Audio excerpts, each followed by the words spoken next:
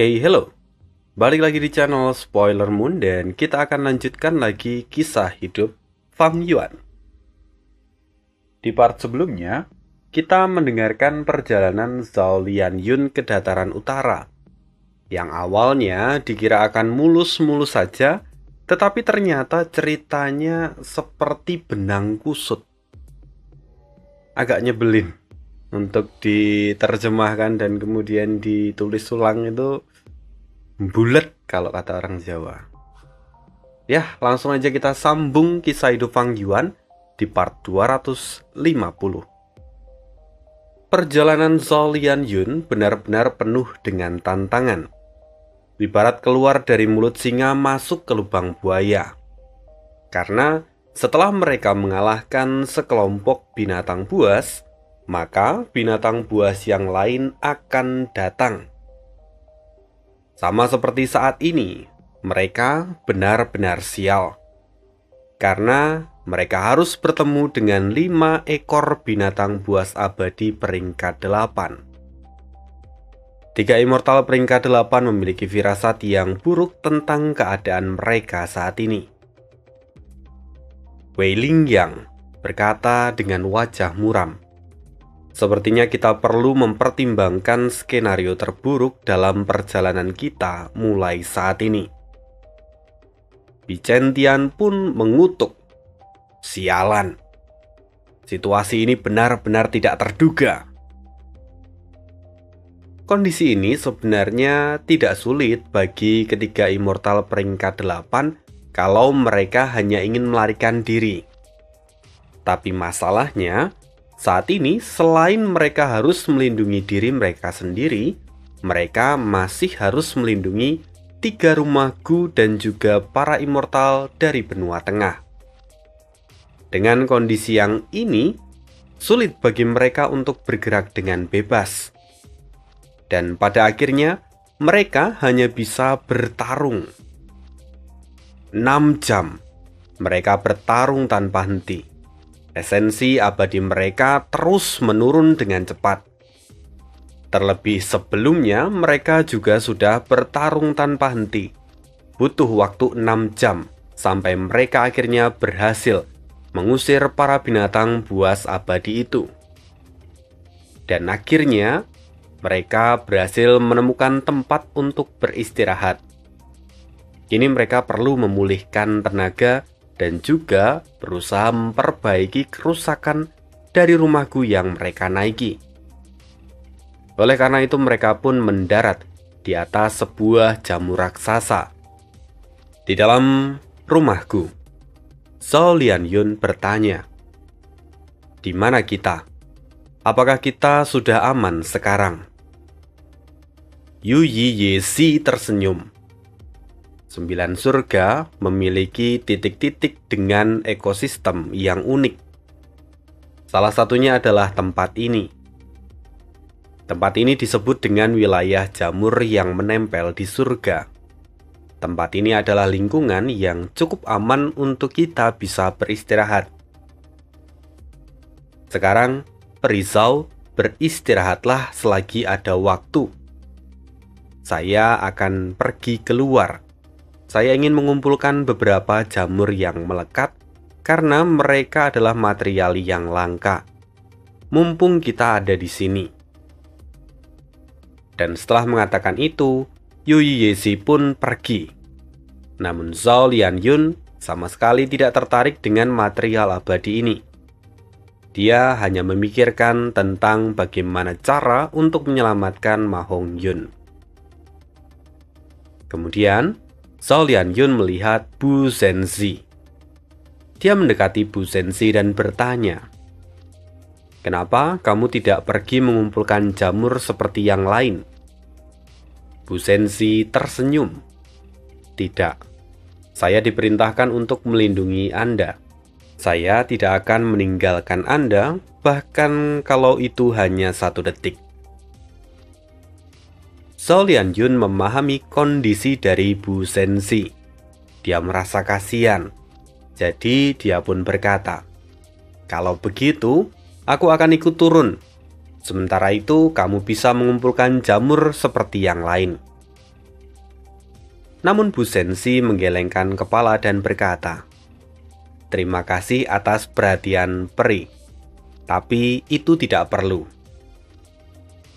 Mendengar itu, Zhao Lianyun merasakan kehangatan di dalam hatinya. Dia lalu berkata dengan lembut, "Kalau begitu terima kasih karena kamu sudah menjagaku." Bu Sensi tersenyum. Dia kemudian berkata, "Tidak perlu bersikap sopan. Anda adalah peri generasi ini dari sekte kita. Maka sudah tugas saya untuk melindungi Anda." Mendengar itu, Zhao Lianyun menghela nafas panjang. Perlahan, wajahnya menjadi muram dan dia berkata, "Aku tidak pernah membayangkan bahwa surga hitam akan begitu berbahaya. Untungnya kita sekarang ada di tempat yang aman. Jadi kita bisa beristirahat di sini. Aku harap kita bisa menyelesaikan perjalanan ini dan tiba di tujuan dengan selamat." Mendengar perkataan dari Zhao Lianyun, Bu Sensi tampak percaya diri dan berkata, "Peri tidak perlu khawatir. Kita pasti bisa mencapai dataran utara." Zhao Lianyun perlahan melihat keluar jendela setelah mendengar kata-kata dari Bu Sensi. Kini dia bisa melihat bahwa di kejauhan ada cahaya bintang biru yang jatuh dari langit. Zhao Lianyun kemudian berkata, "Cantik." Penampakan dari cahaya bintang biru yang jatuh dari langit itu memang terlihat sangat indah, seperti hujan meteor. Namun, di saat yang sama setelah mendengar kata-kata dari Zhao Lianyun, Bu Sensi melihat keluar. Kini, wajahnya tampak pucat. Dia berseru, "Ini bahaya. Ukurannya terlalu besar." Zhao Lianyun pun terkejut. Dia kemudian bertanya, "Apa yang berbahaya?" Zhao Lianyun tidak tahu, tapi apa yang dia lihat itu adalah awan badai bintang besar. Jutaan cahaya bintang jatuh dengan kekuatan yang dahsyat. Bichen Tian, ahli peringkat 8 yang ada di luar pun, kini ekspresinya seketika berubah menjadi masam.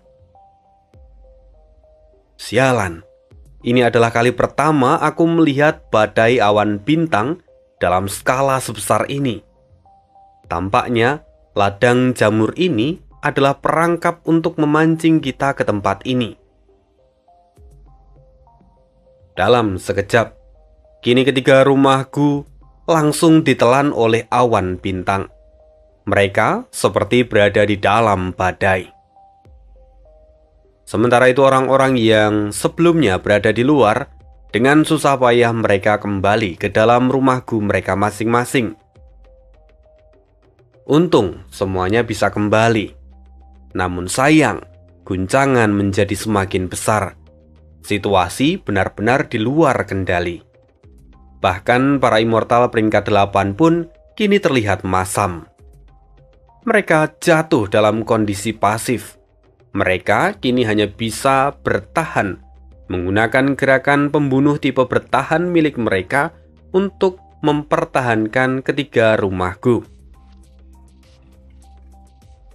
Bichen Tian berkata, "Bahkan jika peringkat 8 itu luar biasa, namun kita juga masih kesulitan kalau harus melawan kekuatan bumi dan surga." Sementara itu saat ini Zhao Lianyun sampai harus merangkak karena goncangan dari badai kali ini benar-benar besar. Meskipun Zhao Lianyun menggunakan apertur hantu dan kekuatannya sudah setara dengan para immortal peringkat 6, namun kali ini dia tidak bisa menyembunyikan rasa takutnya. Guncangan badai itu sangat luar biasa. Keadaan ini benar-benar terlihat seperti mimpi buruk. Dalam ketakutannya, Zhao Lianyun teringat Ma Hongyun. "Hongyun, Hongyun." Memikirkan Ma Hongyun, perlahan ketakutan dari Zhao Lianyun pun mereda. Dia kini menjadi jauh lebih tenang. Zhao Lianyun berkata dalam benaknya, "Hongyun, kamu dulu tidak pernah ragu mempertaruhkan nyawamu untukku. Tahukah kamu, hari ini aku juga mempertaruhkan nyawaku untukmu. Aku senang aku melakukan ini. Bahkan kalaupun aku mati di sini, aku tidak akan pernah menyesal. Karena aku melakukan semua ini untuk menyelamatkanmu.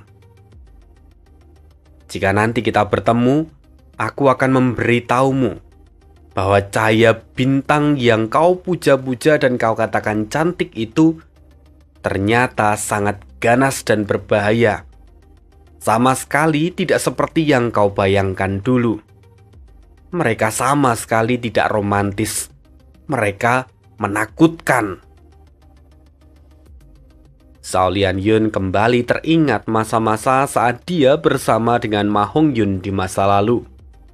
Masa-masa di mana Ma Hongyun selalu mencoba untuk menyemangati Zhao Lianyun dan juga menghiburnya ketika Zhao Lianyun merasa sedih. Mengingat semua kejadian itu, Zhao Lianyun perlahan mulai tersenyum.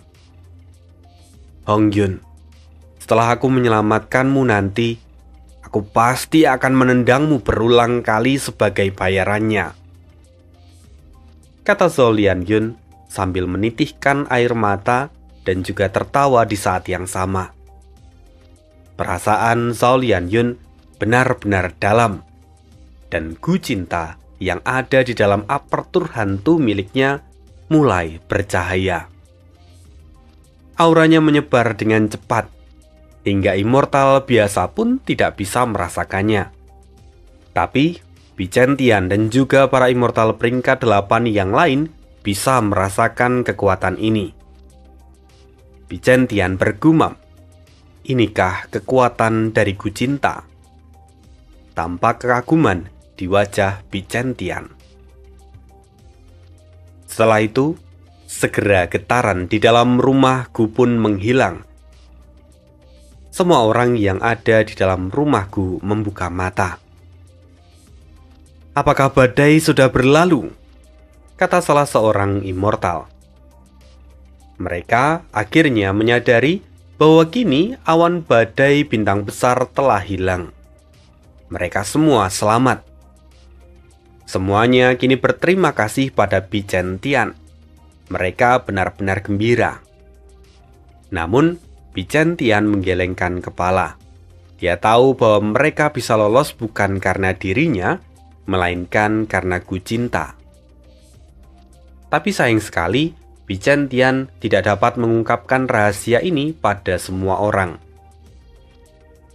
Oleh karena itu, Bichen Tian memendamnya sendiri. Kemudian, Bichen Tian mencoba untuk menghubungi rumah Gu yang lain. Namun ternyata, dia kehilangan kontak dengan dua rumah Gu yang lain. Mereka sepertinya terpisah saat mereka keluar dari badai awan bintang sebelumnya. Bichen Tian segera mengambil sikap. Dia kali ini tidak melanjutkan perjalanan, melainkan menetap di tempat itu sambil terus berkeliling di dekat sana dan menghubungi dua rumah Gu yang lain. 1, 2, 3 jam, tidak ada kabar.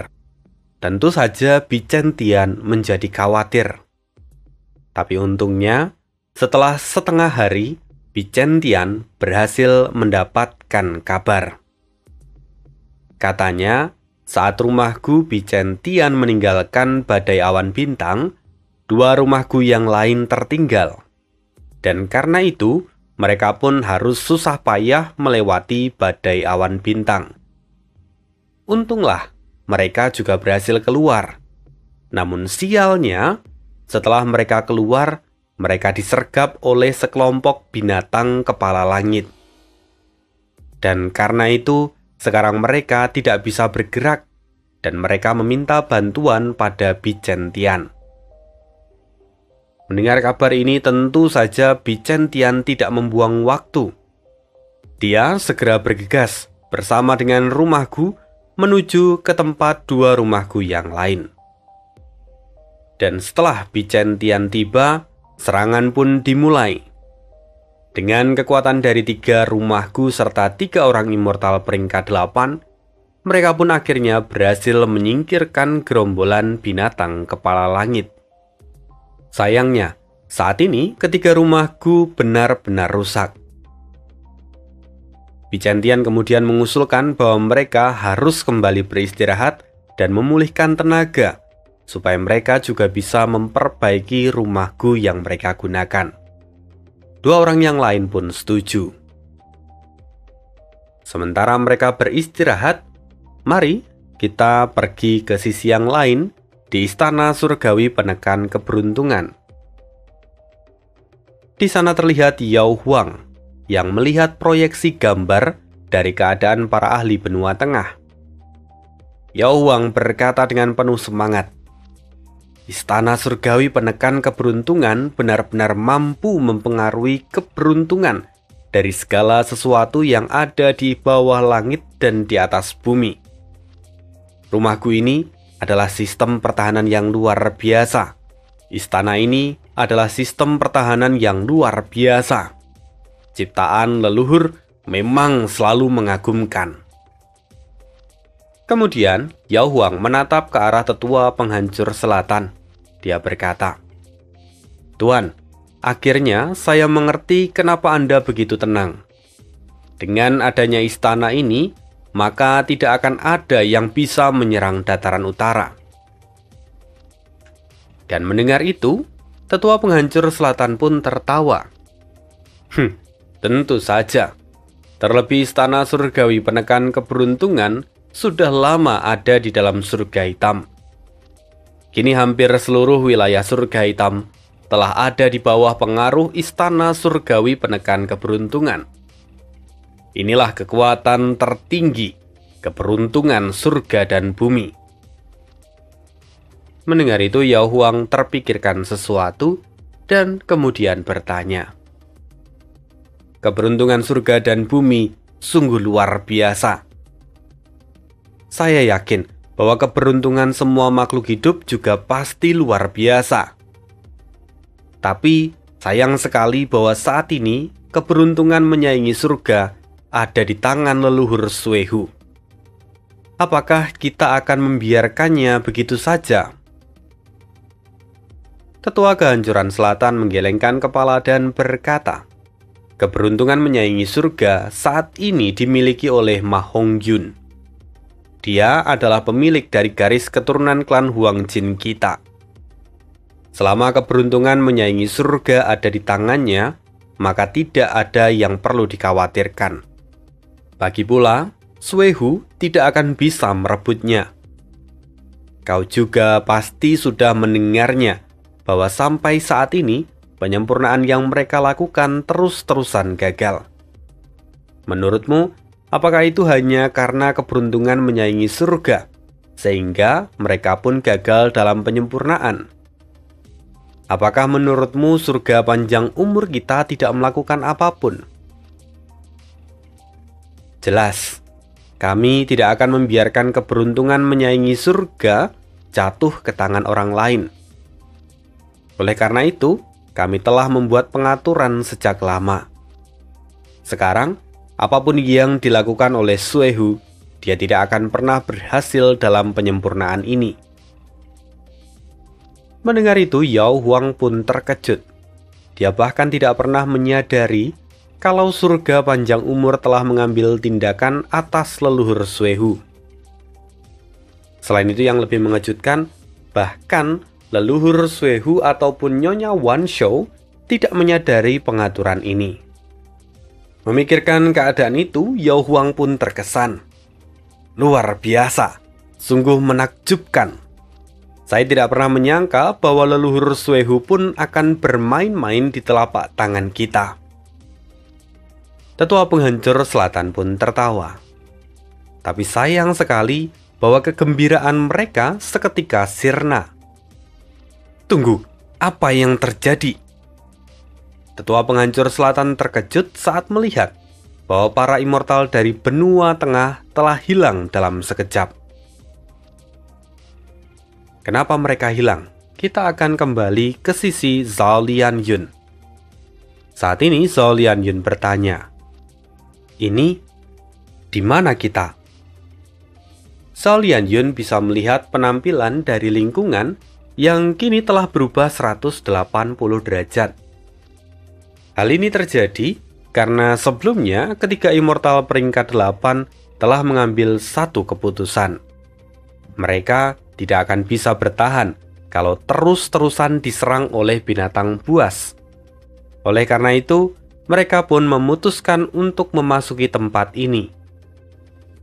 Apa tempat ini itu? Yu Yiyesi yang ada di samping Zhao Lianyun, dia pun tampak tidak tahu di mana mereka sekarang. Oleh karena itu, Bu Zhenzi yang bertanggung jawab atas Zhao Lianyun mulai menjelaskan.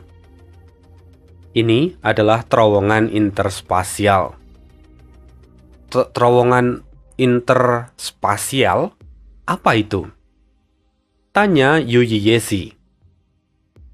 Bu Zhenzi kemudian melihat ke arah Zhao Lianyun dan berkata, "Seharusnya, Peri, Anda familiar dengan tempat ini."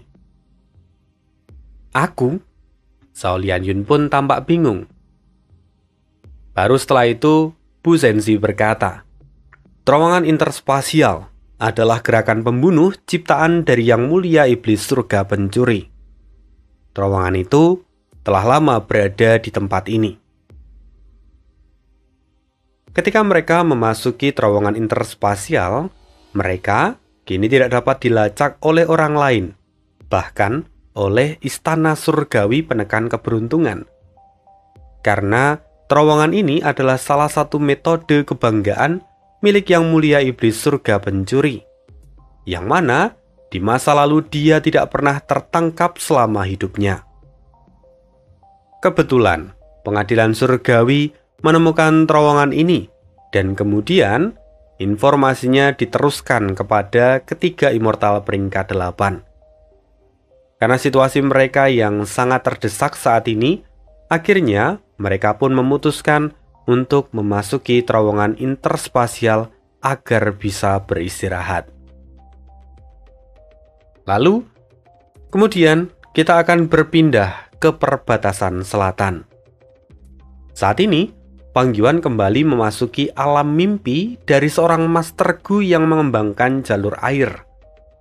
Tentu alam mimpi ini berbeda dengan alam mimpi yang Fang Yuan masuki pertama kali. Karena memang Fang Yuan telah menyerah pada alam mimpi itu, dan dia mulai memasuki alam mimpi yang lain. Seperti alam mimpi yang sebelumnya, yang dia masuki adalah alam mimpi dari seorang Master Gu dari jalur keberuntungan. Dan alam mimpi ketiga yang ia masuki ternyata adalah alam mimpi dari seorang Master Gu dari jalur air. Kali ini, Fang Yuan menjadi seorang murid. Dia memberi hormat. Murid memberi salam pada guru. Saat ini di depan Fang Yuan ada seorang perempuan. Dia berkata dengan suara dingin, "Aku belum pernah mengakuimu sebagai murid. Aku Jing Miaozi. Aku mengembangkan jalur air. Aku tahu kamu adalah keturunanku. Tapi apakah kamu layak menjadi muridku? Kamu sendirilah yang harus menentukannya. Kalau kamu bisa melewati ujian dariku, maka aku akan mengakuimu sebagai murid. Tapi kalau kau gagal, maka kau harus enyah dari hadapanku." Mendengar itu, Fang Yuan langsung berkata dengan hormat, "Guru, tolong beritahu saya ujian apa yang harus saya selesaikan." Melihat keteguhan hati dari Fang Yuan, Jing Miaozi lalu melambaikan tangannya dan segera pemandangan yang ada di depan mata Fang Yuan berubah. Kini mereka berada di depan sebuah kolam giok. Kolam itu sangat besar dan warnanya pun sangat hijau, serta airnya sangat tenang. Oleh karena itu, kolam ini mendapatkan julukan sebagai kolam giok, karena bentuknya seperti batu giok. Jing Miaozi berkata, sungai yang bergemuruh adalah manifestasi air. Laut juga adalah kumpulan dari jutaan sungai yang menyatu. Jalur air adalah kedalaman yang sangat dalam. Aku yang telah lama mengolah jalur air menyadarinya baru-baru ini. Air itu sumber kehidupan, tetapi air juga mematikan. Air bisa terlihat begitu tenang, namun juga bisa menghanyutkan dan bahkan menenggelamkan. Kalau kamu memang ingin mengembangkan jalur air, maka kamu harus bisa setenang air. Berjalanlah di atas air. Kau tidak boleh menggunakan gu.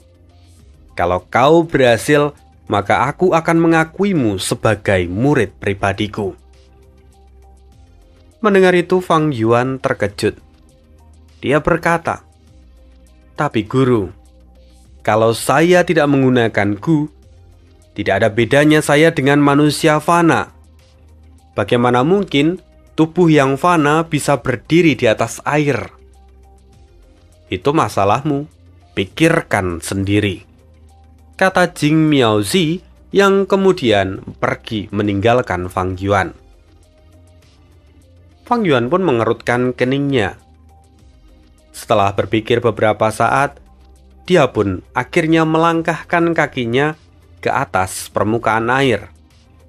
Dan plung, Fang Yuan terjatuh ke dalam kolam. Fang Yuan dengan cepat bangun dan keluar dari kolam. Dia basah kuyup. Fang Yuan menggertakkan gigi. Dia terdiam sesaat dan menyilangkan tangannya. Dia tidak punya pilihan lain. Lalu dia menggunakan mengurai mimpi. Sayangnya, kali ini mimpi itu tidak terurai. Mimpi ini terlalu kuat sampai Fang Yuan tidak bisa melakukan perubahan apapun menggunakan mengurai mimpi. Sial, ini tidak berguna, gumam Fang Yuan sambil menghela nafas. Fang Yuan berpikir, menurut catatan sejarah, Jing Miaozi adalah murid dari Suini. Sementara pemilik mimpi ini adalah murid dari Jing Miaozi. Yang berarti orang ini adalah penguasa laut yang tenang. Dalam sejarah benua tengah, dulu ada binatang buas yang menyebabkan Falling Heavenly River mengubah arah dan menghasilkan tsunami. Tsunami itu menyapu daratan yang sangat luas.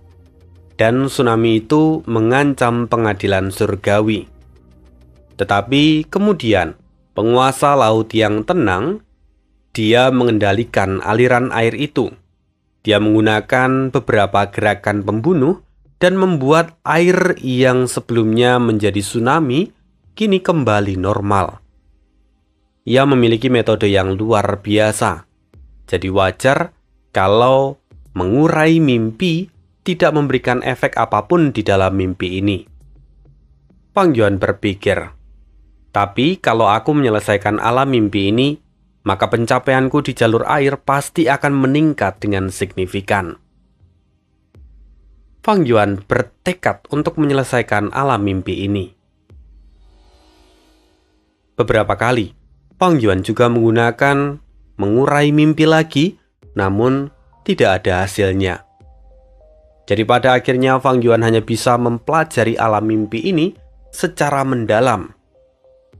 Namun di saat yang sama, dia juga harus berhati-hati karena kalau dia terlalu dalam, dia tidak akan pernah bisa kembali. Sampai pada akhirnya, Fang Yuan terus mencoba selama beberapa hari. Fang Yuan mencoba berbagai metode, tetapi dia terus jatuh ke dalam kolam berulang-ulang kali. Setiap beberapa waktu, Jing Miaozi akan kembali. dan dia menatap Fang Yuan dari tepi kolam. Tentu saja, saat Jing Miaozi mulai bertanya pada Fang Yuan, dia akan berakhir dengan kegagalan. Tetapi tidak dengan hari ini. Sekarang ketika Jing Miaozi datang, dia terlihat marah dan langsung memarahi Fang Yuan. Inikah yang orang-orang sebut sebagai jenius yang berbakat? Bahkan tes yang sangat sederhana ini pun kau tidak bisa menyelesaikannya. Kau tidak layak menjadi muridku. Mendengar itu, Fang Yuan tersenyum kecil. Dia kemudian berkata, "Guru, saya telah berhasil. Saya telah berjalan di atas air." Mendengar itu, Jin Miaozi mencibir. "Kau sudah berhasil? Lantas kenapa bajumu basah kuyup?" Mendengar itu, Fang Yuan menggelengkan kepala dan berkata, "Apa yang membasahi saya ini hanyalah air fana. Saat ini, saya telah berdiri di atas air yang ada di dalam kolam hati saya. Saat ini saya sangat tenang, dan saya bisa melihat bayangan saya sendiri di atas permukaan air yang jernih." Mendengar perkataan dari Fang Yuan, kemarahan dari Jing Miaozi tiba-tiba menghilang. Dia pun secara bertahap mulai tersenyum. "Tidak buruk. Mulai hari ini dan seterusnya, kau adalah murid pribadiku," kata Jing Miaozi. Dan seketika pemandangan di depan mata Fang Yuan berubah. Fang Yuan keluar dari alam mimpi. Fang Yuan pun terkejut. Kenapa? Apakah alam mimpi ini hanya memiliki satu adegan? Fang Yuan segera memeriksa pencapaiannya, dan keterkejutannya berubah menjadi kebahagiaan. "Luar biasa! Pencapaian airku sekarang telah mencapai tingkat Grandmaster." Akhirnya, Fang Yuan berhasil mencapai tingkat Grandmaster yang ke-6. Pencapaian ini menjadi tanda yang luar biasa dalam perjalanan kultivasi Fang Yuan. Kembali ke istana surgawi penekan keberuntungan. Aneh, kenapa para immortal dari benua tengah bisa menghilang tanpa jejak? Tetua penghancur selatan terus memanipulasi istana surgawi penekan keberuntungan. Kini dia terlihat panik, bahkan sampai keringat menetes dari dahinya. Yao Huang linglung. Dia bertanya, "Tetua, apa yang bisa saya bantu?" Kemudian terdengar suara The Great Sun. "Percuma mencari mereka. Saat ini mereka menggunakan terowongan interspasial." Tetua penghancur selatan terkejut.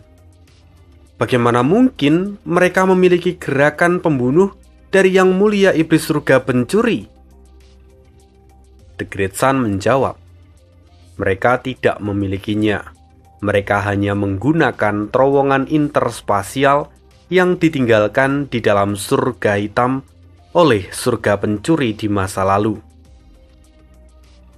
Jadi di masa lalu, Yang Mulia Iblis Surga Pencuri adalah penjelajah dunia.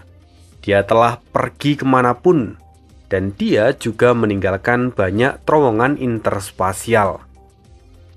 Terowongan ini sebenarnya adalah gerakan pembunuh yang dapat memperpendek jarak dari dua tempat dan mempercepat perpindahan yang dilakukan. Kebetulan, benua tengah memiliki beberapa informasi tentang warisan ini. Jadi kali ini, mereka menggunakan salah satunya. Tetua penghancur selatan kembali bertanya, "Lalu di mana mereka akan muncul, Yang Mulia?" The Great Sun menjawab, "Aku pun tidak tahu. Jangan lupa, ini adalah karya dari surga pencuri yang tidak pernah tertangkap selama hidupnya." Mendengar itu, tetua penghancur selatan pun terdiam. Sementara Yao Huang tertegun. Kini apa yang bisa mereka lakukan? The Great Sun kembali berkata, "Tidak perlu risau, karena sekarang mereka menggunakan terowongan interspasial, maka kita hanya perlu menunggu sampai mereka muncul lagi." Yao Huang sendiri merasakan urgensi. Dia khawatir dengan sukunya. Dia berkata, "Namun kita tidak tahu kemana arah mereka. Bukankah itu berarti mereka bisa muncul secara acak di sembarang tempat? Apakah kita akan diam saja?" Tetua penghancur selatan membungkuk dan berkata, "Yang mulia, mohon beri kami bimbingan." Mendengar itu, The Great Sun tertawa. "Keturunanku memiliki kekayaan, keberuntungan, dan bencana yang saling berdampingan. Ini adalah bencana bagi dataran utara. Namun ini juga bisa menjadi berkah bagi dataran utara. Aku tidak bisa membantu kalian. Tubuh utamaku telah lama mati. Jadi terlepas dari berhasil atau tidaknya kalian nanti, semua akan bergantung pada tangan kalian sendiri." Setelah mengatakan itu, The Great Sun pun kembali menutup matanya dan tertidur. Tetua penghancur selatan tidak berdaya. Dia tidak tahu apa yang harus mereka lakukan saat ini. Sementara itu, di perbatasan selatan, Fang Yuan melemparkan material Gu ke dalam tungku perapian. Kali ini, dia mencoba mengembangkan gerakan pembunuh yang baru. Fang Yuan telah mencapai level Grandmaster dari jalur air. Jadi, dia tidak perlu lagi menyimpulkan Gu yang diperlukan. Fang Yuan seolah-olah mendapatkan naluri dan dapat merinci sebuah resep Gu. Semuanya terjadi begitu alami, dan inilah kemampuan dari pencapaian tingkat Grandmaster. Fang Yuan pun merasa puas dengan kemampuannya saat ini.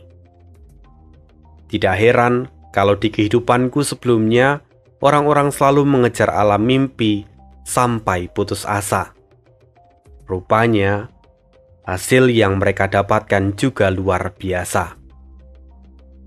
Karena memang dengan alam mimpi, mereka dapat dengan mudah meningkatkan pemahaman mereka terhadap sebuah jalur. Dan itu adalah sesuatu yang luar biasa. Bahkan mungkin kalau Judu mengetahui hal ini juga, dia akan ikut masuk ke dalam alam mimpi. Sayangnya, alam mimpi saat ini masih menjadi rahasia dan belum banyak orang yang bisa menjelajahinya. Setelah itu, Fang Yuan akhirnya meninggalkan formasi Gu untuk pertama kalinya. Kali ini tujuan Fang Yuan adalah pergi ke Laut Timur. Namun sebelum itu, Fang Yuan juga telah mengirimkan pesan pada Wu Yong. Dia mengatakan bahwa dia akan kembali ke Laut Timur untuk menyelesaikan masalah yang tertinggal. Dan Wu Yong tidak menanyakan apapun, dia langsung memberi izin pada Fang Yuan untuk pergi.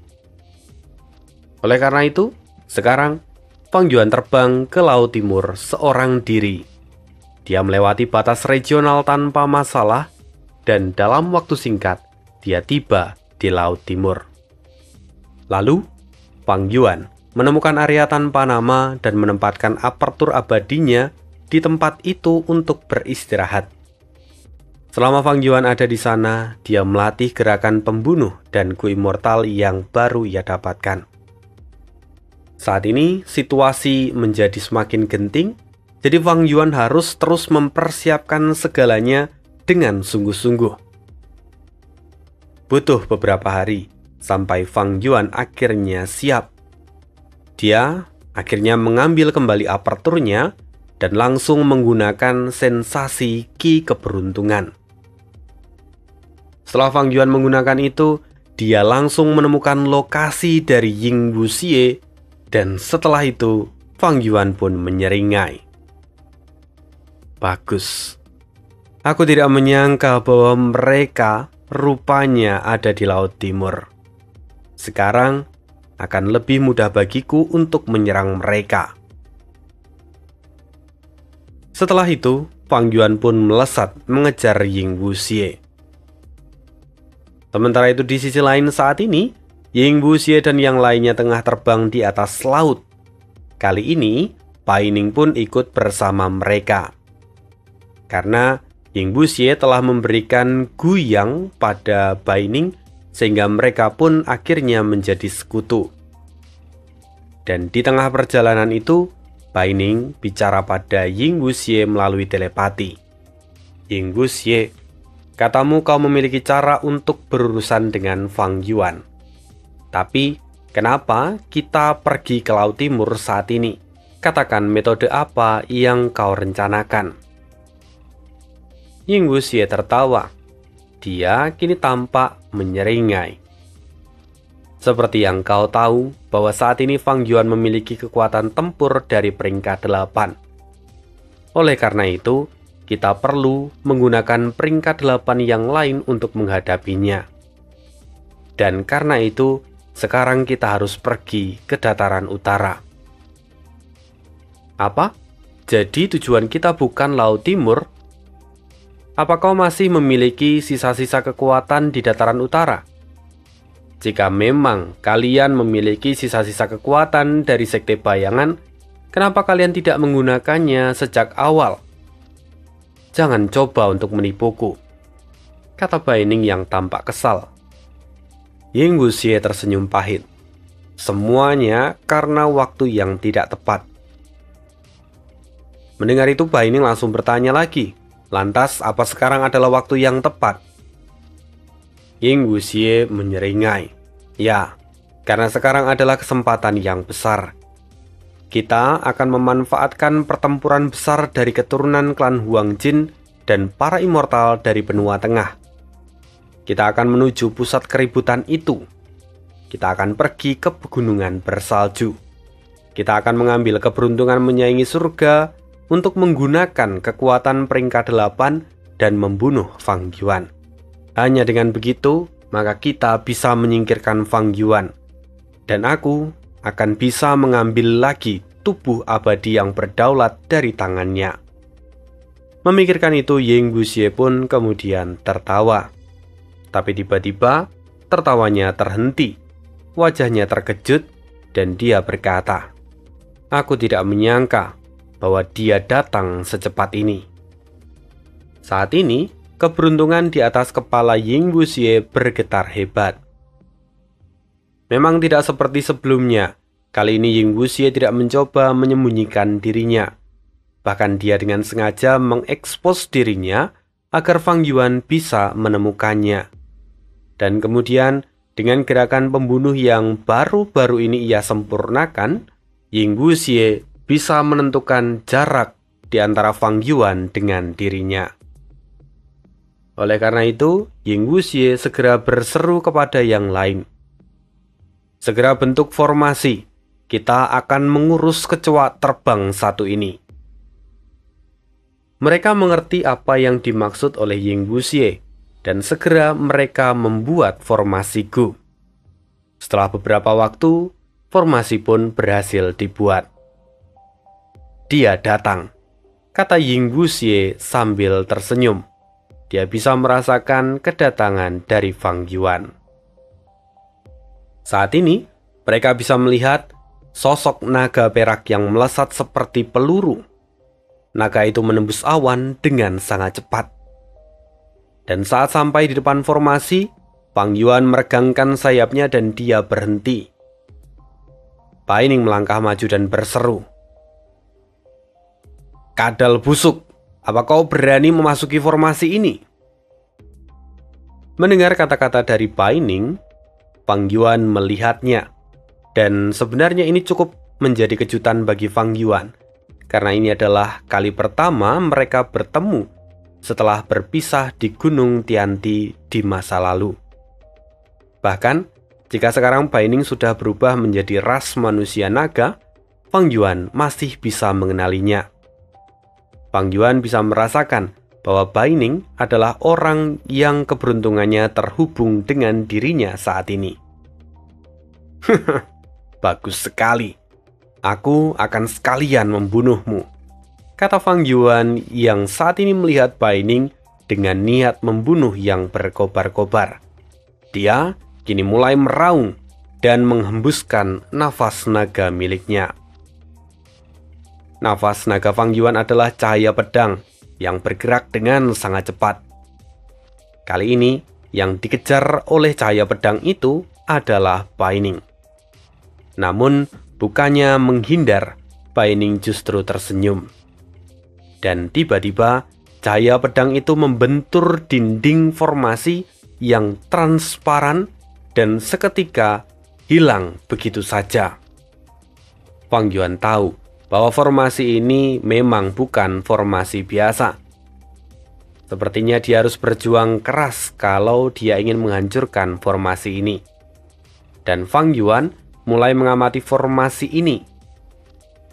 Sementara itu di saat yang sama, Fang Yuan bisa melihat Ying Wuxie dan yang lainnya yang juga berada di dalam formasi. Pikiran Fang Yuan pun kini semakin kompleks. Aku tahu formasi ini tidak sederhana, tetapi mereka bisa menyiapkannya tepat waktu. Artinya, mereka sudah mengetahui lokasiku saat mencari mereka. Semua ini pasti adalah ulah dari Ying Wuxie. Dia benar-benar telah menyiapkan banyak hal untukku.